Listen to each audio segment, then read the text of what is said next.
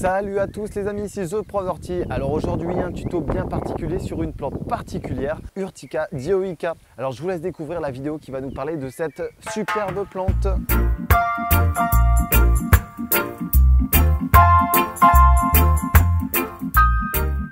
Alors l'ortie Urtica dioica ou Urtica urens est une plante vraiment intéressante.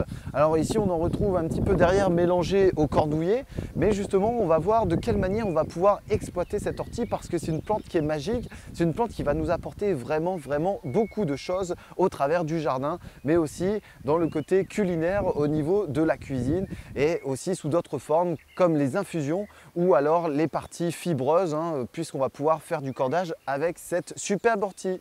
Alors ici, je vais vous parler principalement de l'ortie dioïque. Donc dioïque qui signifie qu'on va retrouver un pied mâle et un pied femelle. Donc là ici, sur tous les pieds que j'ai ici, je vais avoir donc des pieds femelles et des pieds mâles qui vont ainsi se croiser pour forcément se féconder, pour qu'il y ait pollinisation et obtenir donc nos graines si on les laisse trop monter. On pourrait confondre cette ortie et le mettre dans la famille des lamiacées. Les lamiacées, c'est les tiges carrées. Cependant, elle n'en fait pas partie, même si elle est assez proche. On va retrouver dans cette famille des lamiacées du lamium, par exemple le faux ortie là, qui ne pique pas avec ses petites fleurs blanches.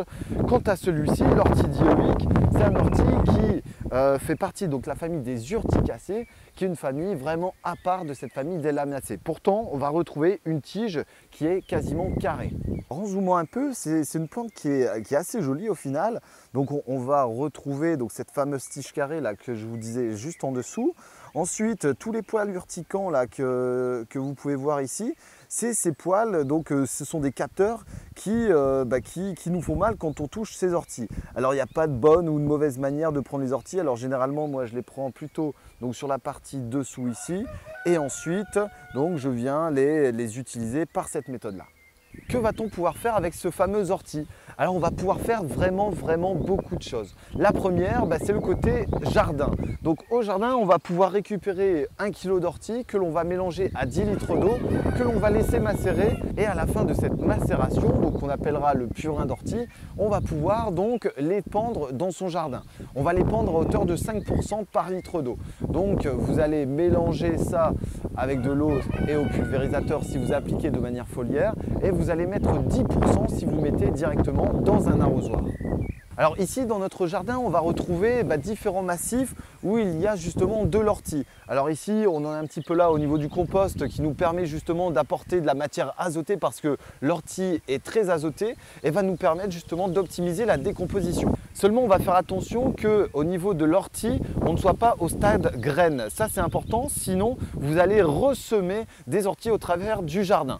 Ensuite, si vous voulez vraiment vous garder un petit côté de votre potager uniquement destiné à l'ortie et produire et cultiver ces orties, puisque au final elle est considérée comme une adventice, donc une mauvaise herbe. Donc vous allez pouvoir produire dans votre jardin cette adventice et vous allez lui proposer un sol qui est riche et qui sera riche en matière organique, un sol bien humifère. Vous verrez justement à gérer une bonne irrigation dès le départ parce que c'est une plante qui va être gourmande en eau dès son plus jeune âge. Ce purin d'ortie, on va s'en servir essentiellement donc pour fertiliser des plantes, mais va avoir un rôle très important sur notre plante.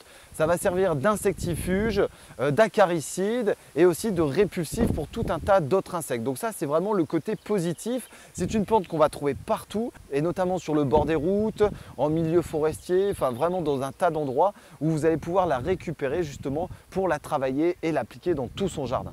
Ce purin, on va pouvoir également s'en servir comme antifongique et notamment sur les fraisiers pour lutter contre le botrytis. Vous allez pouvoir aussi le mélanger avec du purin de prêle qui va vous permettre également donc de travailler la partie fongique et notamment sur l'oïdium, botrytis qui sont des maladies qui peuvent être nuisibles sur tout ce qui est courge, cucurbitacées et aussi les fraisiers. Alors là, si on regarde justement tous ces fraisiers, c'est des fraisiers qui ont été entre guillemets traité avec du purin d'ortie. Donc ce purin d'ortie par action foliaire, c'est-à-dire on va venir le pulvériser et encore une fois donc à 5% par litre d'eau. On va pulvériser ça quasiment une fois tous les 10 jours. Donc ici, on regarde, il n'y a pas de traces de botrytis. On a des fraisiers qui sont bien montés, en train de fleurir, mélangés ici avec les groseilles à macro et les quelques adventices qui permettent de corridor écologique pour les autres insectes. Donc ces fraisiers, on va pareil les repulvériser dans 2-3 jours puisqu'on a déjà fait ici il y a quasiment une bonne semaine. Et ensuite, donc on va veiller au bon développement de ces fraisiers par le purin d'ortie. Si vous utilisez l'ortie en infusion, vous allez pouvoir obtenir vraiment pas mal de choses au niveau de la santé. Donc c'est premièrement un antioxydant, donc ça c'est quelque chose d'énorme. Ensuite, c'est un anti-rhumatisme, donc ça pareil, on va pouvoir s'en servir pour lutter et pallier contre quelques carences, pour pallier contre quelques maladies. Ensuite, c'est une plante alcalanisante et c'est une plante qui est vermifuge. Donc on a tout plein de propriétés et j'en passe encore qui nous permettent justement de vous prouver que l'ortie a vraiment son utilité dans le jardin et aussi dans la cuisine et également dans les infusions. Concernant la culture de cette plante, vous allez pouvoir utiliser différentes plates-bandes. Alors le premier conseil que je peux vous donner, c'est de cerner au moins la partie de plantation parce que c'est une plante qui peut s'avérer assez prolifique. Donc vous allez devoir cerner le végétal pour justement éviter d'en avoir partout dans le jardin. Cependant, encore une fois, c'est quelque chose de valorisant. Donc c'est une plante qui demande beaucoup de matière organique. Donc essayez de voir si vous avez un sol très humifère ou alors vous rapportez du compost et vous commencez vos premières plantations en ligne de ce fameux ortie. Ensuite, au niveau du pH de sol, on va avoir un pH qui idéalement doit être compris entre 6 et 7 et comme je vous le disais tout à l'heure, on va devoir faire beaucoup d'apports en eau et essentiellement sur le plus jeune âge puisque c'est une plante qui est très gourmande. Au niveau de la récolte, vous allez pouvoir la récolter à différents stades. La première chose importante, c'est on évite la montée en graines sur les premières années pour éviter de ressemer partout. Ensuite, plus vous allez cueillir assez tôt et plus vous allez avoir une plante qui va être chargée positivement. Donc ça, c'est quelque chose, encore une fois, très importante puisque vous allez pouvoir l'utiliser pour faire des soupes d'ortie, pour faire des cakes aux orties, pour faire des gelées, des confitures aux orties qui sont vraiment excellentes. Alors ce que l'on va faire maintenant, c'est on va aller cueillir quelques orties et on va préparer un purin d'ortie pour les pendre par la suite.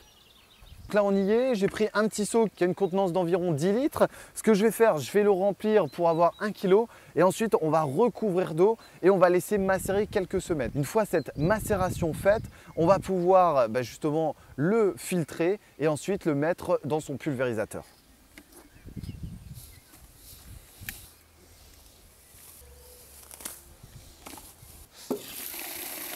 Un petit peu d'eau. Voilà, donc là maintenant on va le mettre de côté. Alors voilà, donc là mon seau ici est rempli. Ce que je vais faire maintenant, c'est le mettre dans un abri et on va le mélanger quasiment tous les jours, si possible 2 fois par jour. Et on va laisser fermenter donc ici les orties avec l'eau. Donc 10 litres d'eau, 1 kg d'ortie et vous faites ça par proportion. Vous verrez qu'il n'y a pas de secret, c'est super facile, tout le monde peut le faire.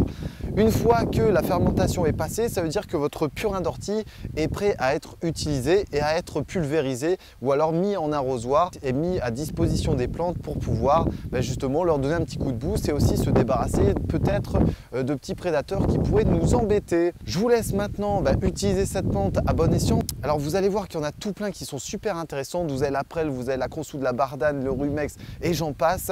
Donc ça, on découvre ça sur des autres tutos. N'hésitez pas à partager, n'hésitez pas à liker. Vous allez pouvoir retrouver justement tout un tas de vidéos sur les plantes, sur que faire à tel moment au jardin ou alors des petits tutos de construction. Et tout ça, c'est sur The Prof d'Ortie. Vous allez pouvoir vous abonner là ou là, je ne sais pas, on verra bien. Donc ça, ce sera à vous de choisir. Et je vous laisse encore une fois donc partager. Merci tout le monde. À très bientôt les amis. Salut!